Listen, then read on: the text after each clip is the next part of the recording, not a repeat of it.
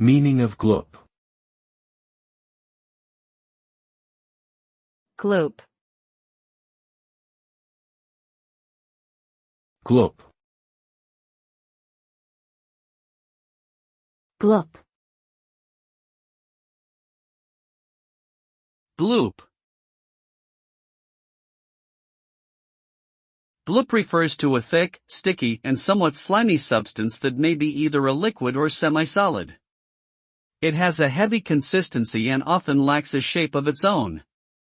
The texture of gloop is commonly associated with things like mud, slime, or goo.